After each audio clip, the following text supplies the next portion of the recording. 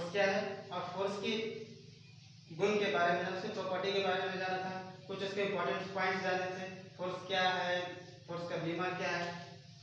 फिर अब आते हैं, देखिए हम लोग आगे जाना है न्यूटन्स लॉ ऑफ मोशन, लेकिन इससे पहले कुछ चीज जाना जरूरी है, कुछ टॉपिक जाना जरूरी है। जैसे छोटा छोटा टॉपिक है, जैसे जड़त्व, फिर संवेग, इस सब के बारे में जानना जरूरी है। इसके बाद अगर वो चीज जान जाएगा तो उसके बाद आसान होगा जानना, उसको समझना ज्यादा मुश्किल नहीं होगा। तो देखिए जानते हैं जड़त्व क्या है। जड़त्व को इंग्लिश में बोलते हैं इनर्शिया। तो जड़त्व क्या है? किसी वस्तु का वह गुण जो किसी वस्तु की स्थिति को बनाए रखता है जब तक कि बाह्य बल ना लगे। It is the tendency of a body to preserve its a state of rest or uniform motion unless acted upon by an external force। देखिए कहना क्या चाह रहा है कि किसी वस्तु का गुण, मतलब जड़त्व क्या है? एक गुण है, मतलब एक प्रॉपर्टी है किसी वस्तु का जो किसी वस्तु की स्थिति को क्या करना चाहता है? बनाए रखना चाहता है। मतलब स्थिति क्या? दो स्थिति हो सकता है, पहला कि गति और दूसरा क्या हो सकता है? विराम। मतलब या कहने क्या चाह रहा है कि जो वस्तु की स्थिति है क्या? गति या विराम। अगर कोई वस्तु गति में है तो गति नहीं बनाए रखना चाहता है। कौन? जड़त्व। अगर कोई वस्तु विराम है तो विराम नहीं रखना चाहता है। कौन? जड़त्व। कब तक? जब तक कि कोई इस पर बाह्य बल ना लगे। अगर इंग्लिश में देखें तो वही कह रहा है, it is the tendency of a body. क्या एक टेंडेंसी है किसी बॉडी का जो प्रिजर्व मतलब मेंटेन, क्या कर रहा है कि वो मेंटेन करना चाहता है किस चीज को? स्टेट ऑफ रेस्ट और यूनिफॉर्म मोशन। जो देखिए यहाँ पे हम लोग वही क्या थे, विराम, रेस्ट, गति, यूनिफॉर्म मोशन। मतलब उस स्टेट को क्या, स्टेट ऑफ रेस्ट और यूनिफॉर्म मोशन को क्या करना चाहता है?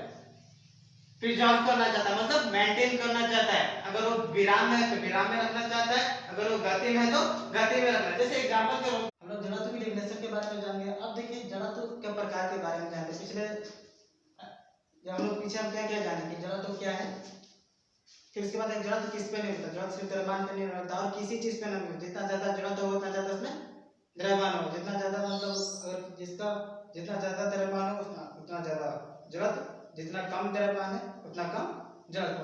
अब देखिए जड़त्व का प्रकार, देखिए जड़त्व तीन प्रकार के हैं। पहला विराम जड़त्व, दूसरा गति जड़त्व, तीसरा दिशा जड़त्व। अगर आपने पहले कहीं पढ़ा होगा तो विराम जड़त्व के बारे में जानते होंगे, गति जड़त्व के बारे में जानते होंगे, दिशा जड़त्व के बारे में बहुत कम बुक में मिलेगा, बहुत कम टीचर्स के बारे में। इसमें कुछ बताएंगे कि दिशा जड़त्व क्या होता है। तो देखिए डिफिनेशन नहीं लिख पाते, सिर्फ समझा देते हैं कि क्या क्या है, इतना ज्यादा इंपॉर्टेंस नहीं है लेकिन बता देते हैं, इसका एग्जांपल बता देंगे। अब देखिए विराम जड़त्व क्या है, मतलब विराम जड़त्व किसे कहते हैं? अगर कोई वस्तु अपने विराम स्थिति को बनाए रखना चाहता है, अगर कोई वस्तु अपने विराम स्थिति को बनाए रखना चाहता है तो उसे क्या करेंगे? विराम जड़त्व। मतलब विराम जड़त्व में किस स्थिति को बनाए रखना चाहेगा कोई वस्तु? तो विराम अवस्था को, मतलब रेस्ट स्टेट में वो अपना रहना चाहेगा। जस्ट इसी तरह गति जड़त्व किसे कहते हैं? वैसा जड़त्व जिसमें वस्तु क्या होता है? अपनी गति अवस्था को बनाए रखना चाहता है। विराम में किस अवस्था को बनाए रखना चाह रहा है? विराम जड़त्व में विराम अवस्था। उसी तरह गति जड़त्व में वो अपने गति अवस्था को बनाए रखना चाहता है। पहले दोनों का एग्जांपल समझ लेते हैं, उसके बाद हम दिशा जड़त्व में आएंगे। जैसे देखिए विराम जड़त्व का एग्जांपल क्या है कि विराम जड़त्व में एग्जांपल ले सकते हैं, अगर कोई वस्तु अगर कोई आदमी कार या कोई बस में बैठा या कोई गाड़ी में बैठा हुआ है, अगर गाड़ी अचानक चल देती है, अगर गाड़ी अचानक स्टार्ट हो जाता है तो व्यक्ति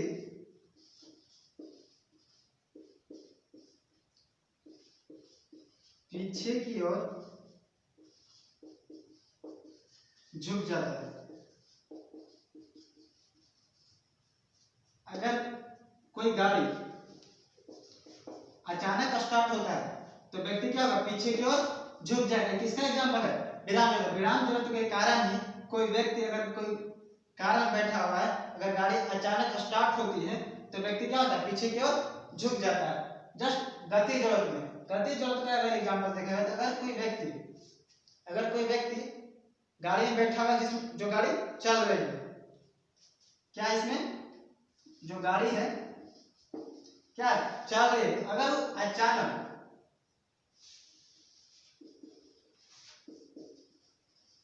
रुक जाते हैं, अगर गाड़ी अचानक रुकेगी तो इस स्थिति में क्या होता है कि व्यक्ति आगे की ओर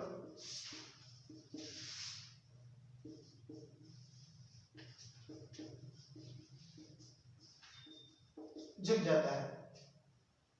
बहुत इंपॉर्टेंट एग्जांपल है। अगर गति जड़त्व में क्या होता है कि अगर गाड़ी अचानक रुक जा रही है, अगर गाड़ी अचानक रुक जा रही है तो क्या होता है कि व्यक्ति आगे की ओर झुक जाता है। ये किसका एग्जांपल है, गति जड़त्व का। विराम जड़त्व का एग्जांपल क्या हो जाता है, अगर गाड़ी अचानक स्टार्ट हो जाएगा, विराम अवस्था में पहले से गाड़ी अगर अचानक स्टार्ट हो जाता है तो क्या होगा, व्यक्ति पीछे की ओर झुक जाएगा।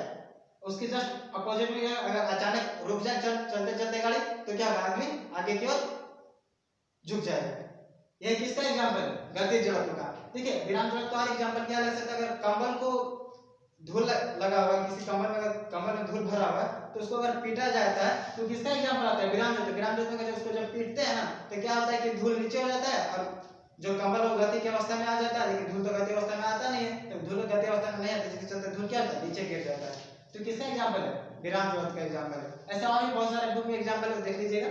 अब आते हैं दिशा जड़त्व की। दिशा जड़त्व क्या होता है, तो जिस तरह विराम जड़त्व में वस्तु विराम अवस्था को बनाए रख रहा था, जिस तरह गति जड़त्व में गति अवस्था को बनाए रखना चाहता, इसी तरह दिशा जड़त्व में क्या होगा कि अगर कोई वस्तु जिस डायरेक्शन में, जिस दिशा में जा रहा है, जिस डायरेक्शन में चल रहा है उस डायरेक्शन में मेंटेन रखना चाहता है,